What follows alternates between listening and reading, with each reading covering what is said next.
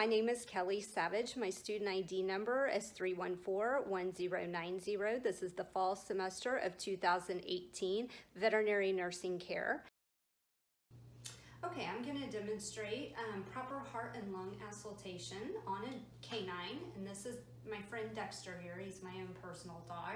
The dog's actually divided into 9 different quadrants, and if you're auscultating the heart, you want to start right here, kind of behind the elbow, and you want to take your stethoscope and you want to move it from side to side, moving different quadrants, because you're going to listen for both heart and lung sounds. So we'll get started. Now, on the left side, it's really where most of your cardiac activity is going to be. So you're going to be assessing pulmonary, aortic valves. You're going to listen for the aortic valves and your mitral valves. Now, on the right side, you'd have to be listening mainly for the tricuspid valve. So that gives a little indication. Heart and lung, or lungs, you want to be mainly listening for on both sides. So I'm going to go ahead and start on the left side, just right here behind the elbow.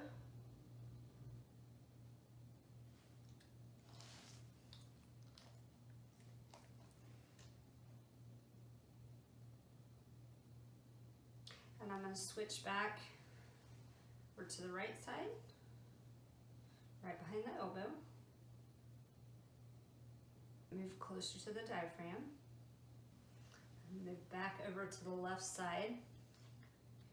He has a nice, so what you're looking for on a normal heartbeat sound, it should be very smooth, timed, equal intervals, and it should have like a lub-dub.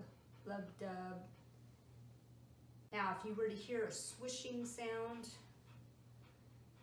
where it almost sounds like a washing machine, that could indicate a heart murmur. The other thing you can do now, take advantage of your clock and get a heart rate, and your normal heart rate on your animals. Your canine should be 60 to 160 beats. As far as lung sounds go, you want to hear even airflow. There should be no distress. You should hear adequate inflation of the lungs. If there's any crackling, any popping, any shortness of breath, like the dog can't inspire correctly, then you need to alert your veterinarian. I did my Aggie math correct, 72 beats, but you always want to check. Find the femoral artery back here. You always want to double check, feel for pulses, and double check it against what you have just auscultated with your stethoscope. Okay, so we are getting ready to look at an EKG on this dog, and as you can see, we've actually got her in VD recumbency because we're getting ready to do surgery. So on leads, you want to make sure there's proper placement. We're going to actually place the leads in the axillary space, and you want the proper contact solution, which is alcohol. So we kind of have a saying, white always goes on right front, and then it's smoke over fire on the left side. So come over here to the right.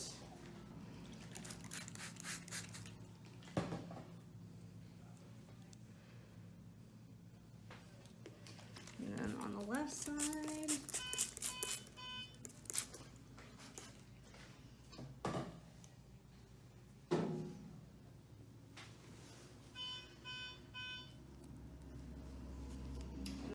And as you can see, we've started getting our waves, and I'm going to go ahead and print this so that we can get a readout, and then we'll take a look and we'll look at all of the QRS complexes.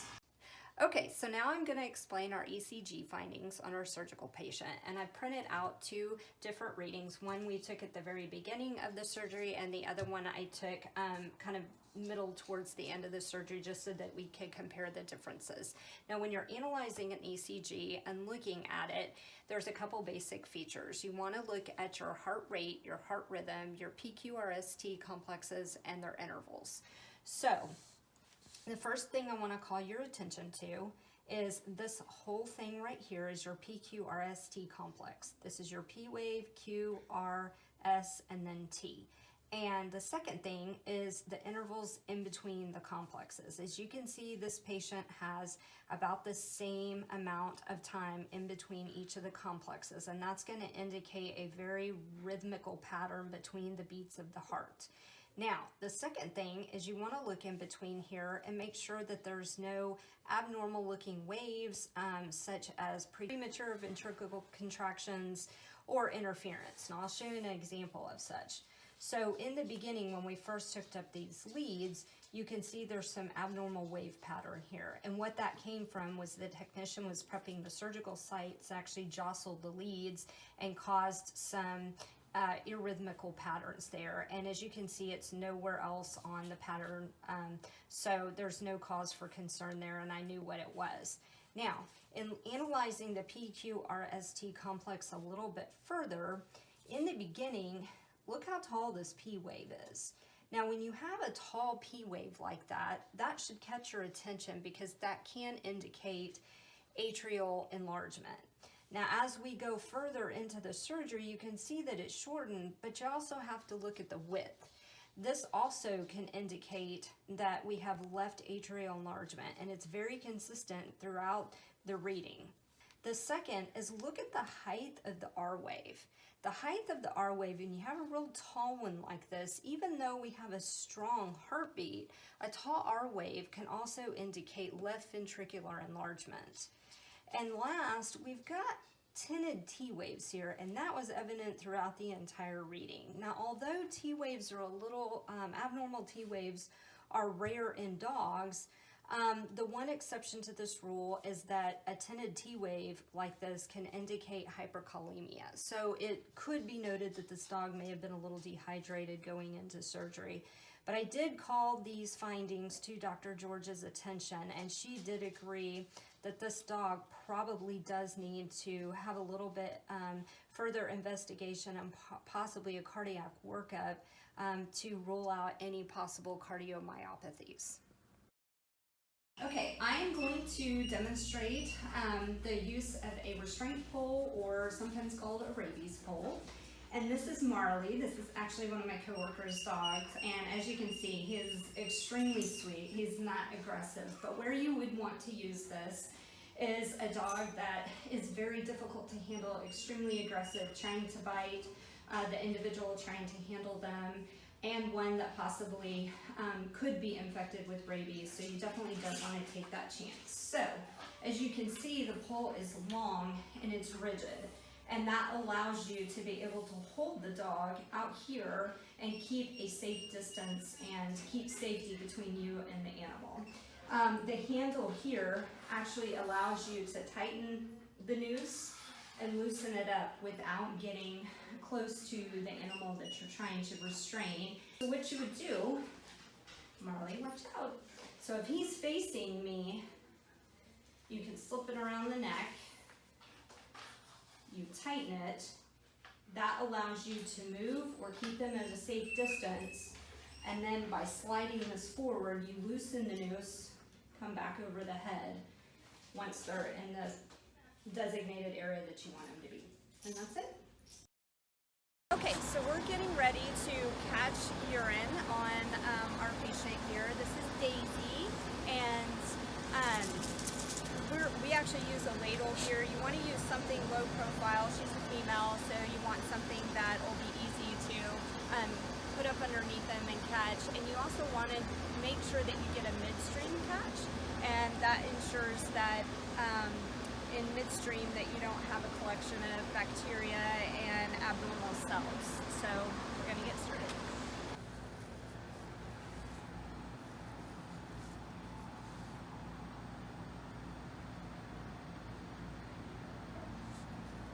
All right, there we go. And then I've got a handy dandy pipette just to make sure we don't lose any of it. Okay. So I'm going to properly demonstrate how to disinfect a cage, and at our hospital we use Rescue, and the active ingredient is actually hydrogen peroxide. And on the back label, which is always good to refer to, it's going to give you different dilutions for depending on what you are disinfecting against. So if you have a highly contagious pathogen that you're trying to disinfect against, like parvo, leptospirosis, you're going to refer to this because there's different dilutions. For this purpose, we're doing just mainly sanitizing. And so that's actually 2 ounces per 1 gallon of water. And we dilute those and have them pre-mixed in a bottle. As you can see, it says treatment. So the first thing I like to do before I open the door is I spray the outside of the cage or the kennel that I'm cleaning, because dogs put their feet up here, some of them bite the cage, some of them lick the cage, and then I also get the inside.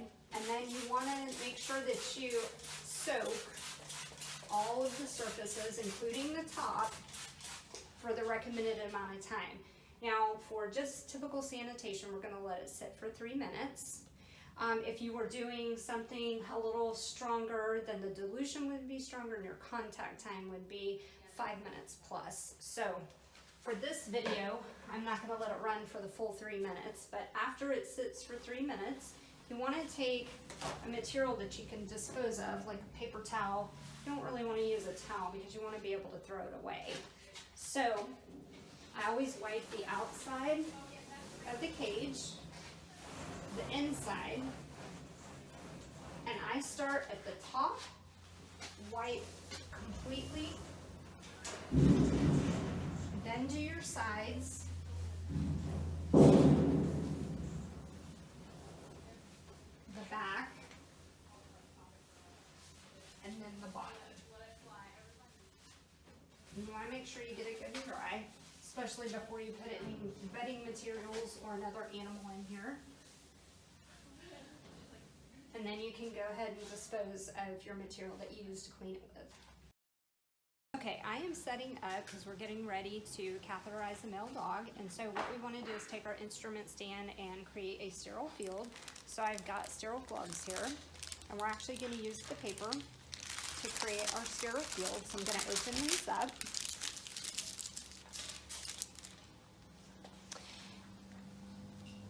We've got sterile scissors. I'm going to open these up because we're going to have to trim the end of the catheter off to fit onto the syringe.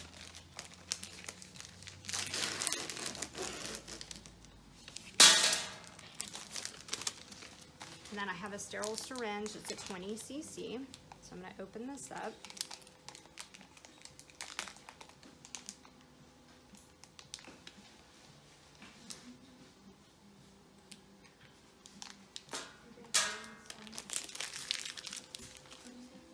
And then, as you can see, we've got a sterile lubricating jelly. We're going to open this up. Oh, the paper?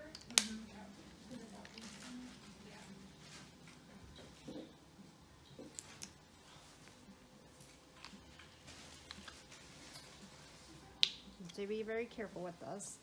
I'm going to put a generous amount on the other side. And I'm going to wait to open our catheter up so that I can hand that to our technician. And a couple of other things we're going to have out. We're going to have out some dilute chlorhexidine flush so we can flush the prepuce, and then some chlorhexidine scrubs so that we can scrub the outside. And we'll get started in just a few minutes. Okay, so now we are getting ready to prep Marley here. So we've got our chlorhexidine scrub, and we're going to just scrub the tip. Not aggressively, just enough to loosen some debris and dirt. Yeah, these are done, right?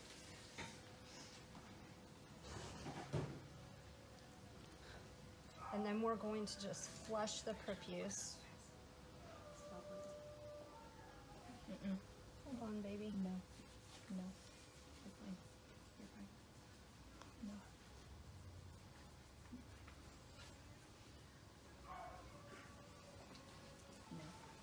No. And now we're ready to get started.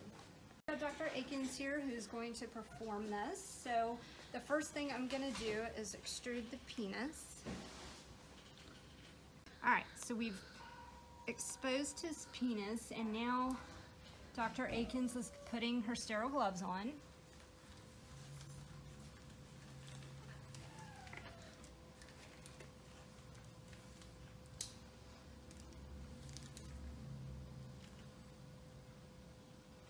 And Shelly is going to hand her the sterile catheter. And this is a French catheter. And then Dr. Akins is going to lube the catheter on the tip.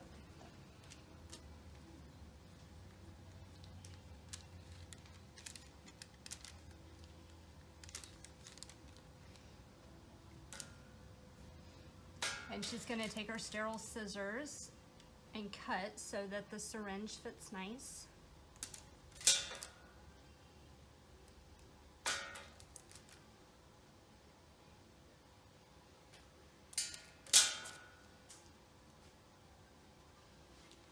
And now she's going to take the tip and feed it in.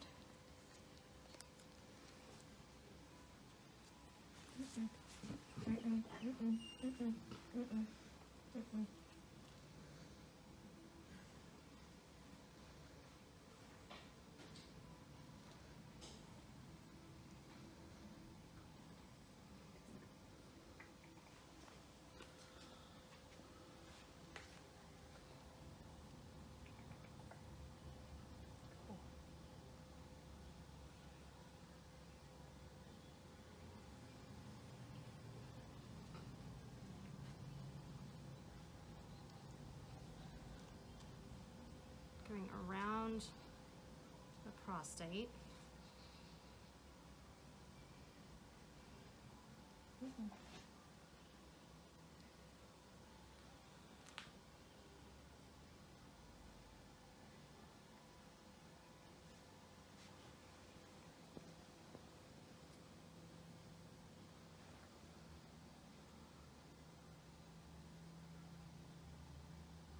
Right, and so we've extracted our urine sample, and now we can go sterilely submit it. So we're getting ready to do a cystocentesis on this anesthetized kitty here. I'm still going to apply some back pressure to help Dr. Akins, but first I'm going to go ahead and swab some alcohol over his abdomen where she's going to make the puncture. I'm just going to slightly hold the legs back and put some pressure with my forearm. She's going to now isolate the bladder, but we're going to give it a whirl, and she's going to go perpendicular to the body. You don't want to go lateral. There we go. Perfect. Okay, so Marley's going to let us do a Schirmer tear test on him, and we're going to measure tear production in the eyes. Now, where this becomes important is we can get excessive tear production, and then we can get lack of tear production. Now, the lack of tear production can lead to a condition known as KCS or keratoconjunctivitis sicca, which would require medication. So these are the Schirmer tear strips. They come packaged individually. So we are going to do Marley's left eye. So what you want to do is open the paper strip, and these are very similar to probably litmus paper as far as the thickness goes. And you can see that there's numbers on there. Now we're actually going to test this over the course of a minute. So I like to bend the very bottom strip so that it sits nicely in the bottom lid. Oh, come here, sweetie. And you just want to gently place it in the lower lid. And I like to close their eye partially so that it doesn't fall out. And we're going to monitor that over the course of a minute and then take a look at our results. Okay, now we're going to place the other eye. Okay, and then we're going to let that sit for a minute, and then we're going to read both results. Two Schirmer tear test strips. Now, I've placed them left and right so that I can keep them straight and record the results accordingly. Now, on his left eye, you can see he's at about 28 millimeters per minute, and that's what we're measuring is the millimeter of tear production. And on the right, he's all the way at 35. We're aiming to have it greater than 15. Anything below 15, we need to start kind of evaluating the possibility that we've got lack of tear production. So he's got adequate tear production.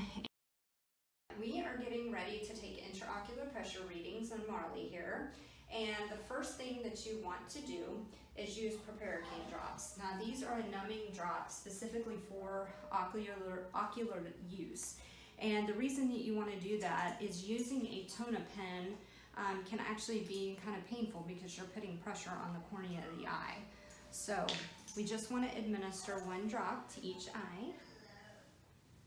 Oh, what a good dog you are, Marley. And we're going to give just a few minutes for that to work as it is a numbing drop. And I'm going to move over while that is getting settled into his eyes and just show you the instrument that we're going to use. This is called a tonopen.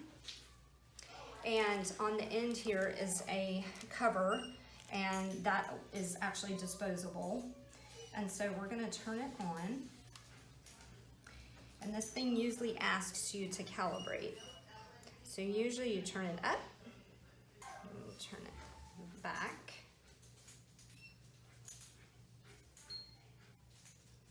And it beeped, so it is ready to go. All right, so you want to take your tonopen and keep it fairly level and come here to the cornea of the eye. You're going to put gentle pressure. I'm sorry, sweetie, I know this feels weird. Okay, and that gave us a reading of 11. So we did the left eye. You would do the same thing on the right eye. Now, a couple things you want to look for. Intraocular pressures, normal intraocular pressures for a canine are going to be anywhere from 15 to 25. The range in that kind of depends on the younger the animals are, the older the animals are. Younger animals are going to typically have higher intraocular pressures.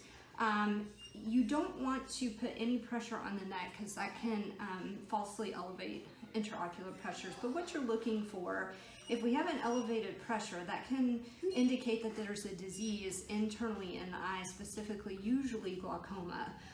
And that is an emergency situation because it can damage the internal structures of the eye. Okay, the other ocular test that we're going to do is fluorescein stain. And what that does is shows any damage to corneal surfaces. And they usually come in prepared strips like this. I like to use a little proparacaine with it because this stain can sometimes burn. You want to have eye wash and either a paper towel or some Kleenex. And then you want to have a woods lamp because this actually glows once you turn the lights off. You stain the corneal surfaces, and this actually acts as a black light on top of the stain. So we will get started. Okay, I like to take the proparacaine and place it on the strip, and that way you're putting it on the eye, and I like to do each eye. Alrighty. We want to give a good little rinse, and this washes away any excess stain. I know we're going to make you look kind of like a goblin there. Let me dry you off, kiddo. And now what we'll do is we'll turn out the lights. Look at the corneal surface. Now, if there's any damage at all, or a corneal ulcer or a scratch, it will show up in the form of a dot or a line where the scratch is, because the stain actually sticks to the damage on the corneal surface, and his eyes are completely clear. Now we're getting ready to drain anal glands on this puppy. So the main thing you want to get is a pair of gloves and some lube.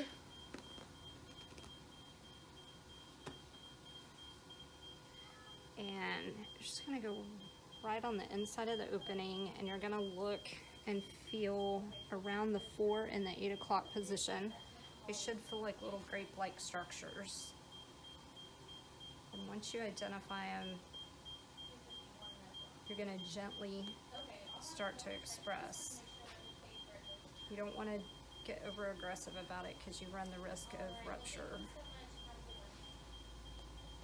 And you want to examine the content and make sure that there's no infectious looking material. It should be fairly runny like this. It shouldn't have any blood in it, and it shouldn't have any white, thick like material. And once they're completely emptied out, then you just want to go ahead and clean the patient up, and you're all done. All right. right, we're getting ready to perform an enema on a cat that is constipated. So a few items that we need out here, you want to make sure that you have rubber gloves, sterile lube, and a red rubber catheter. And we are going to mix 15 cc's of lactulose with 50 cc's of water. I'm gonna get started.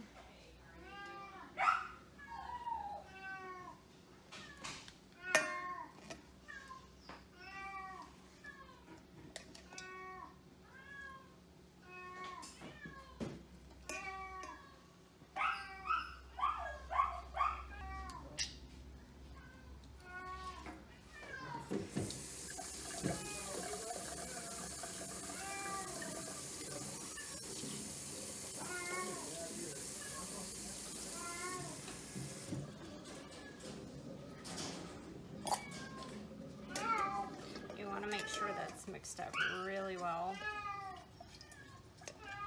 And once it's mixed up, we'll draw it back up into the syringe.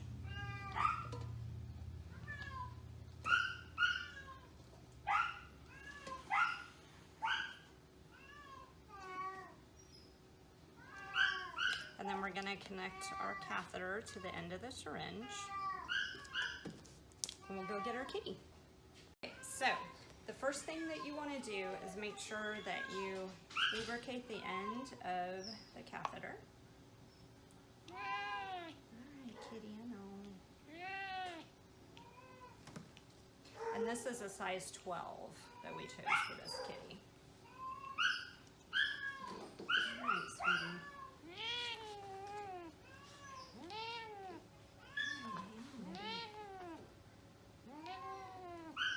You just want to advance the very end. All right, sweetie. And then once it gets seated, just slowly inject the solution.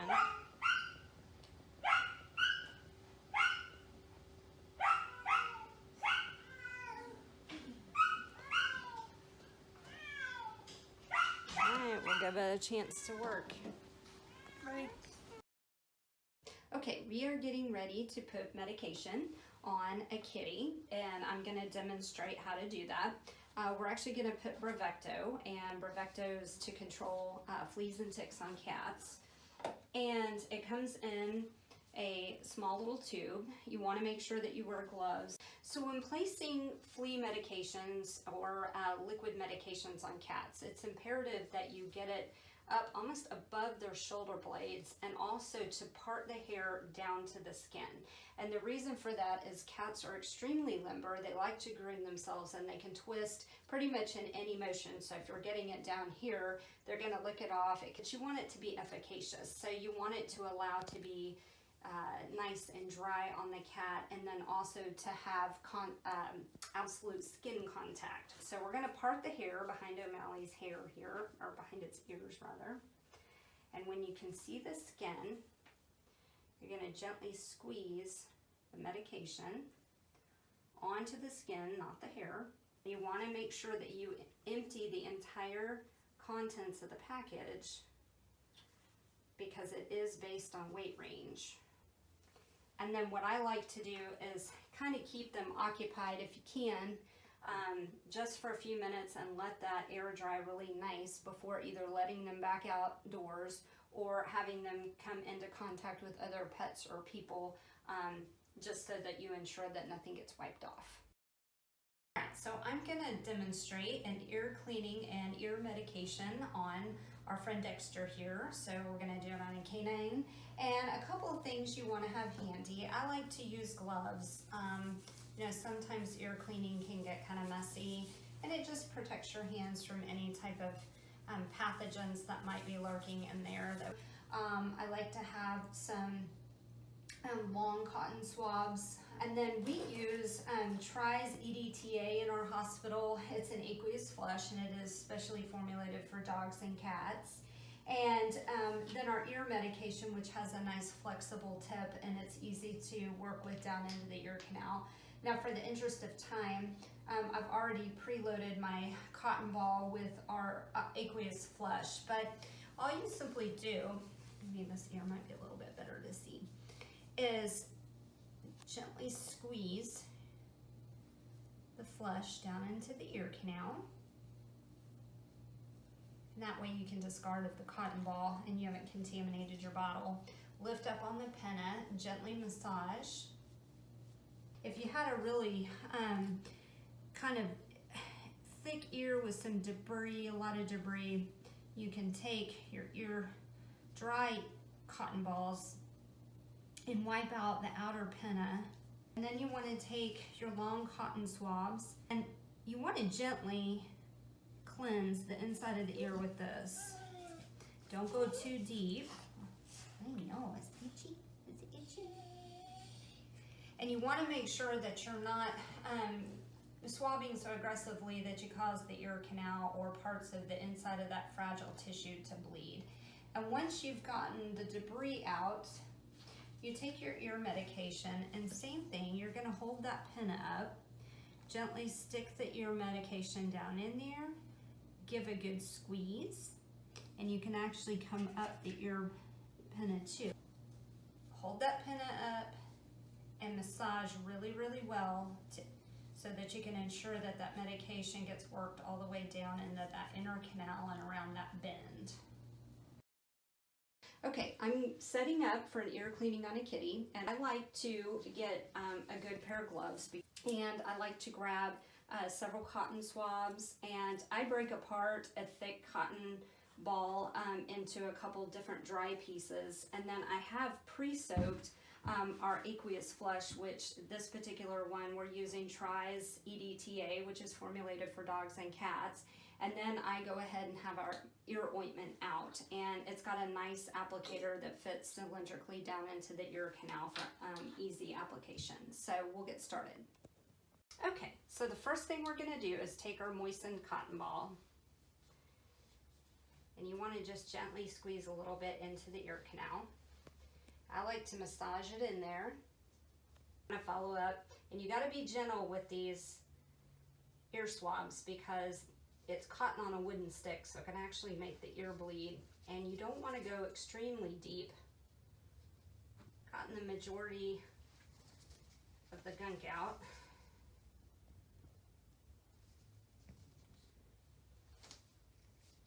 Then you'll apply your ear medication, and you want to angle it kind of where it seats nicely into the ear canal. Give a nice soft squeeze. And you want to pull the pinna up. If it gives a good smacking sound, that means you've got adequate medication that has gone down into the ear.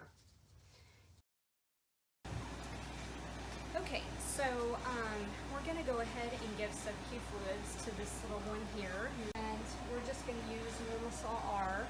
And I've actually marked it off. We're going to give 200 cc's, but it's important that you switch sites so that you don't overfill a specific area on the skin and possibly cause cellulitis or an infection. So I'm using a 20 gauge needle. It drips a little bit faster, so we're going to come back here towards her back area, and I'm just going to pull up on the skin, advance the needle a little bit, and then I'm going to turn the dial all the way, and then as soon as it starts dripping, see that it's starting to drip. And once we get to another, probably about 100 cc's here, we'll switch again. And that's it. Okay, so I'm going to demonstrate a nail trim on a dog, and a couple things that you want to make sure you have is a good pair of nail trimmers, and then have some stiff tick powder or some type of quick stop available, just in case you get a little bit too close and unfortunately have them bleed. This particular dog has extraordinary long nails, so we probably know that they haven't been trimmed in a while, so the quicks are probably going to be fairly long. I like to start out rather conservative. Black nails are probably the most challenging because you actually can't see the quick. So I'm just going to start off and take a tiny bit. What I want to show here is that little black dot is actually the start of the quick. So for her, we're gonna have to recommend that she come in regularly for nail trim so that we can get that trimmed back. Now, if by chance I had cut it too short and it did bleed, all you wanna simply do is take the lid off of your powder. I like to dab a little bit of powder into the lid.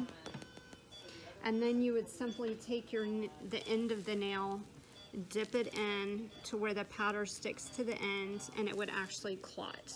And you don't want to knock the powder off. You want to leave it alone so that it would sit there and coagulate the blood. And that's pretty much it. Okay, I'm going to be demonstrating on O'Malley here how to trim toenails on a cat. And O'Malley's actually my own personal kitties. Cats are fairly easy to trim their nails because you can identify the quicks pretty easily. And the quick is the blood supplied to the nail. And cats' nails are actually clear. So if you push on their toe on the pad, you can actually extrude the toenail. And you can see that the pink part is the blood supply and the quick to the nail. Now, a couple things you want to make sure that you have out is a good pair of nail trimmers. And then the other item that's handy to have is styptic powder or blood clotting agent, just in case you clip the nail too short. So we hope that that doesn't happen. So what you want to do is just push the toenail out and go right underneath the hook and trim it off. Now that went really smoothly, but if you were to accidentally get the nail a little too short and cause it to bleed, you would open this powder up, and I'm not going to pour any out, but you would pour some out into the lid, or if you have a paper towel sitting here, you could do that as well. And then you take their toenail, the one that you've gotten too short, you dip it in the powder, and you allow the powder to adhere onto the part of the nail that's bleeding. You don't want to wipe it off. And then you simply leave it. And that's it. So we're going to place a belly bandage on this pup here. She's just had surgery and we've got some seeping going on. So Dr. George wants me to go ahead and place a compression bandage. So the first thing that we're going to apply is a non-stick Telfa pad.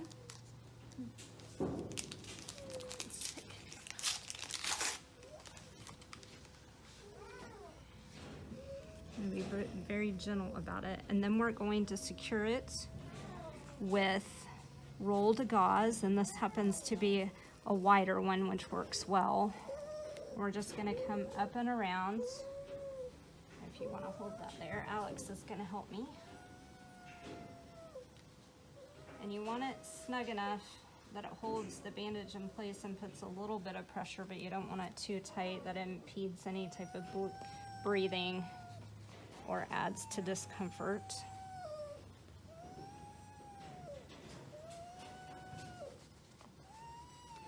Okay, baby.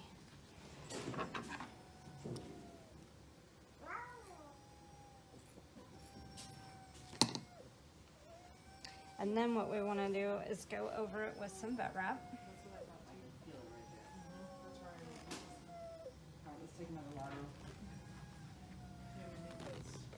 And the vet wrap is the one that you really want to be concerned about getting too tight, because it will cut their blood circulation off. But we want to hold it in place.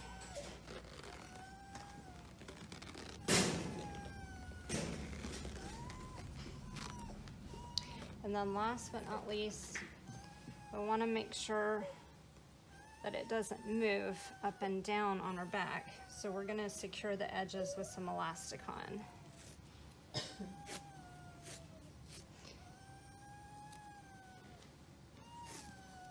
I know, babe.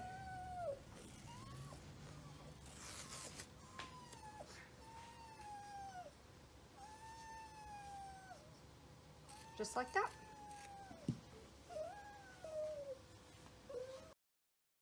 Okay, so we're getting ready to apply a modified Robert Jones bandage, and I'm getting my materials out here because I think it's a lot easier to have everything ready before you actually go to put it on your patient. So the first thing you want to have is good rolled white tape, and we're going to use those for our stirrups. And I've already cut two pretty long pieces of tape.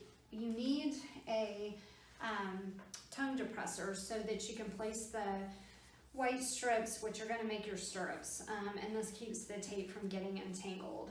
And then you want to have your cast padding. That's going to be your first layer that you put on there. And then you want to have conforming stretch gauze. This is actually what's going to apply your pressure for the bandage. You don't want to get too much padding because that'll actually cause it to prematurely get too loose. And then the last part that you want to cover is going to be, you're going to use vet wrap for that. Okay, so we're going to get started on our bandage here. And the first thing we want to do is get our leg stirrups ready.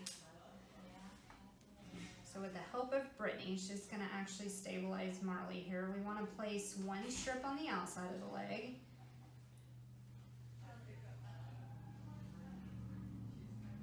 And we want it to come just past the toes.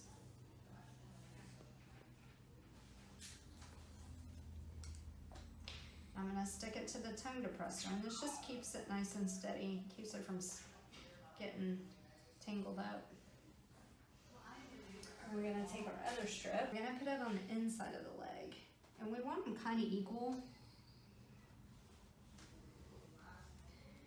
And we're going to hold it in place on the other side.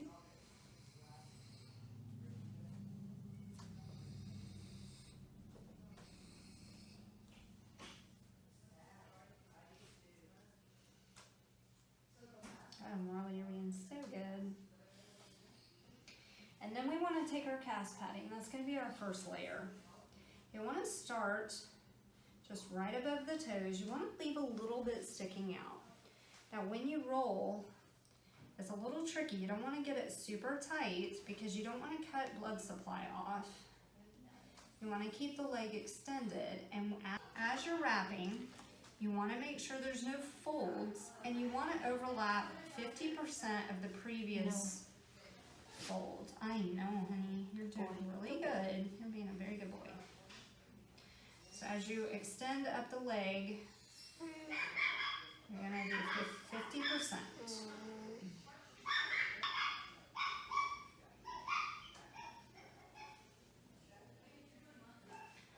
You're going to go right up here above the elbow.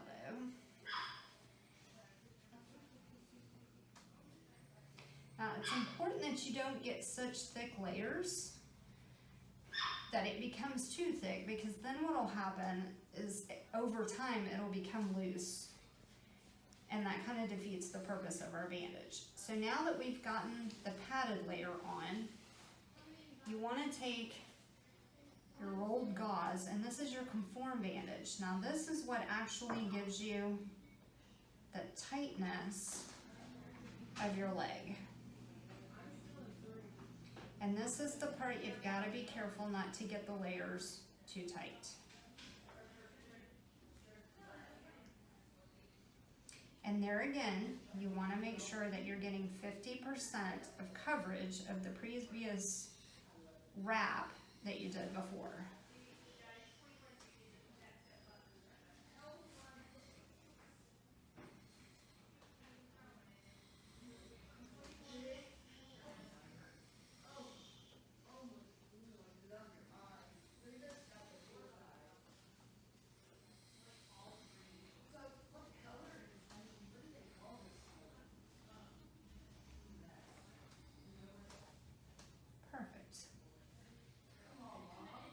This is where your stirrups are going to come into handy. And what the stirrups do is it keeps your bandage from getting slippage on the layers. So what you want to do is take one side of the tape, you're going to twist it and fasten it up to the top of your bandage layer.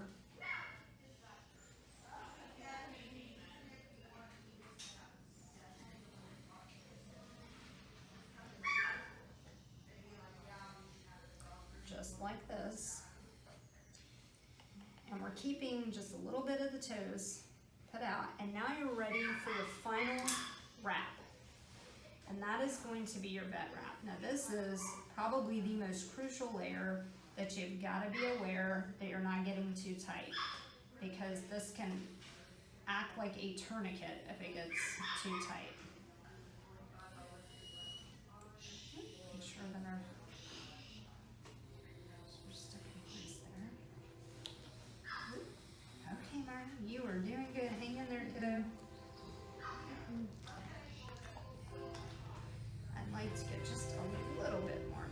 coverage on that. Same here, you're starting towards the toe. You want to get 50% coverage of the previous wrap that you did. You're going up towards the elbow. And how I like to make sure I'm not getting it too tight, see how I'm leaving my fingers underneath one side? I'm kind of going over my thumb on the other.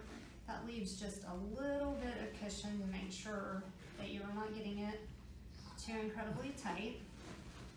This is going to be the last round that I do, and this is where your bandage scissors really come in handy. So you can cut this. And you want it, and this sticks to itself, the outer layer. We've got a little bit of toe here. Now, if you wanted to add almost like a little shoe protectant where it covered and you wanted to have a little bit of wear, you could take elastic on and put it on the edge and give it a little more stability where they can go out. Now, that is a modified Jones bandage. Okay, so now we're going to remove our modified Robert Jones bandage.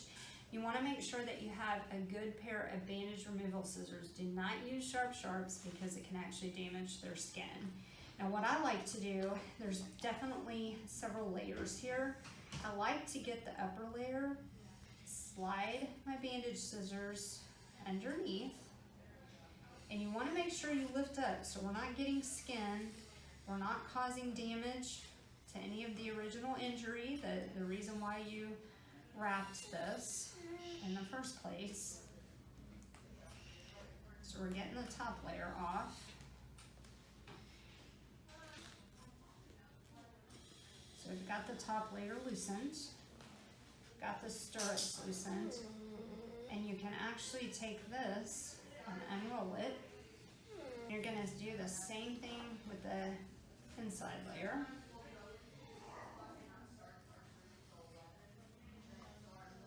And sometimes the cast padding, especially over time, will get a little weak and it'll act like a cotton shred. So if it won't unroll, you can either pull it or you can take your scissors and just make sure, because you're going to be up against skin, that you almost take your thumb and lift it away from the skin because you're being careful. And you can, if it won't unroll correctly, you can actually cut it off. And then you're going to gently remove the tape because that's stuck directly to the skin that you used for your stirrups. And okay, now we're going to do a splint over our modified Jones. So we're going to do a modified Jones bandage with the splint, and we're going to secure it. So we're going to get started here. We're going to use Marley. Oh, Marley, such a Hollywood star. So the very first thing you want to do, we're going to create stirrups just like we did in our modified Jones. We're going to do over the top. We're going to leave a little bit of toe. You're going to use your tongue depressor and secure it. We're going to go below.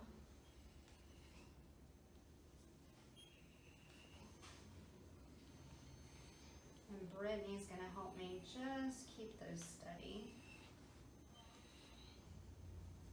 What you want to do is put cast padding. Leave a little bit of toe exposure. Do 50% of your wrap. And you want to keep as many wrinkles free as possible, because the wrinkles can actually wad up underneath and cause sores. We don't want that. Now you're going to use your conform gauze. I'm going to go over and we're going to create a little bit of tightness, but not too much. Do your 50%, start at the toes, work your way up to the elbow. But it does clean to itself. To secure our stirrups. Almost forgot. This keeps it from slipping. We're going to twist, go up, twist, and go up. So keep our bandage in place. Now let's place this one on. Now we're ready for our outside wrap.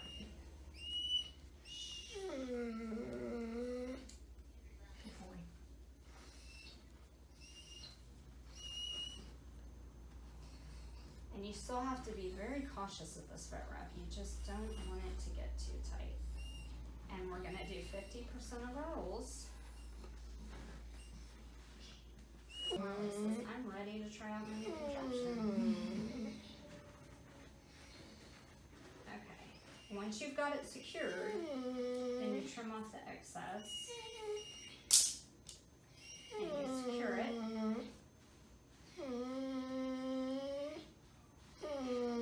And now, if you wanted to remove this, you lift up this outer layer, and you want to be careful when you're using your bandage scissors not to get any of the skin.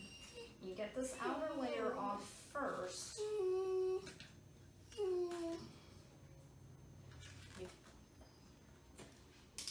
take the underneath splint, because you have to remember that in a real world situation, this animal is going to have a previous either fracture or an injury.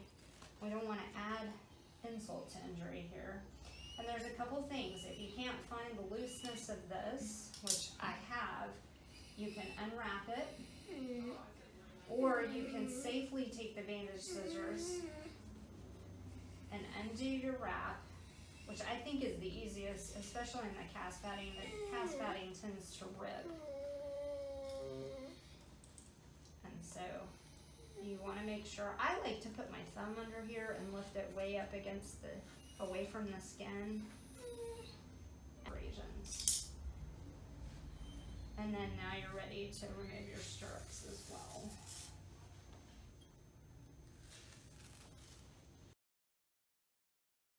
Alright, so we are setting up for a dental, and some of the items that you want to make sure that you have out is a pair of gloves.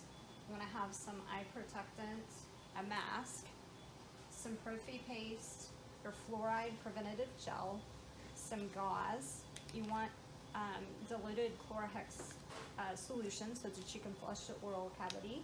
And then we use these to loosen the plaque on any of the molars or any of the teeth.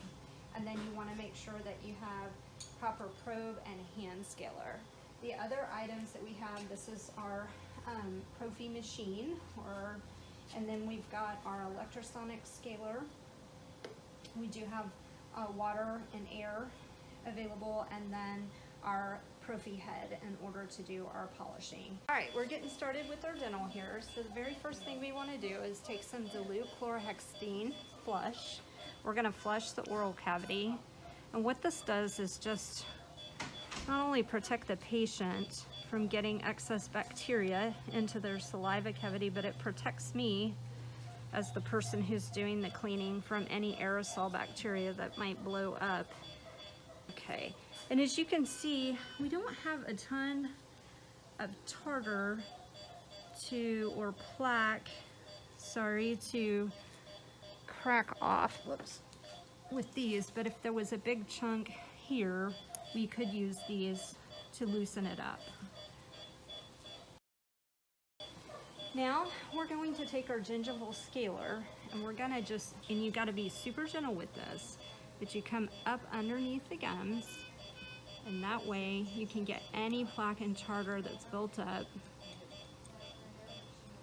right along the edge.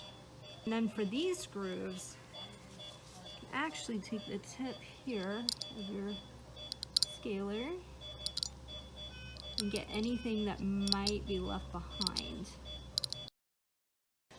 Okay, so before we polish, it's really important to check for dental pockets. So on this 208 right here, we're just going to go around the tooth. And that one there looks like a 1 millimeter pocket. These have different measurements according to the color. So there's a pocket there. So we definitely want to let Dr. George know, because that might be a possible extraction or definite treatment. Now we're going to begin electrosonic scaling. Now, it's extremely important that you don't touch the gums. You also don't want to rest for very long on one tooth. And you can go back and forth. You can move to the next tooth, slightly scale over, come back. You want to make sure that you do get all surfaces of the teeth. But the reason is you can actually burn their gingival lining, and you can actually burn the tooth if you leave it on there for too long. It's also really important when you're scaling to use the side of the scale, not the tip, and do this. Okay, now we're ready for our polishing phase. So we want to use a brand new clean cup, and you want to fill the cup completely with your polishing paste. And you want to use a paste that's only formulated for dogs and cats. And you want to fill the cup for every single tooth. So the purpose of this, you've roughed up the teeth with the scaling. So what you want to do, place it on your tooth.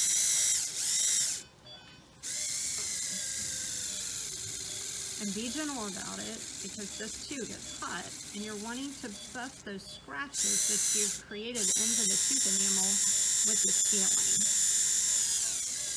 Just like your scaling, you want to make sure that you get all the surfaces. Step for our dental is we are going to now rub fluoride preventative treatment gel onto the teeth. And I just put it on a piece of clean gauze. And you want to make sure that you get all the surfaces of the teeth as well. Okay, I'm going to talk to Ms. Hall about dental care for Marley. He just had a dental, and he did wonderful, Ms. Hall. Just a couple of things. I know Dr. George talked to you a little bit about we had to do some extractions. We did go ahead and give him quite a bit of pain management before and during post-op. So he's probably okay on that tonight. I know Dr. George mentioned to you to go ahead and continue the antibiotics that he was on previously, so we want to finish those up. And then over the next probably 7 to 10 days, you'll want to keep him on a soft diet and let the trauma of those extractions heal without putting excessive force of crunchy foods and things like that on there. We can start pain management tomorrow. We're going to send you home with some carprofen. And then to prolong the visits between your dental cleanings and hopefully to avoid future extractions if we can, I've got some goodies here I just wanted to go over with you. The first thing that we're going to send home, this is a CET kit.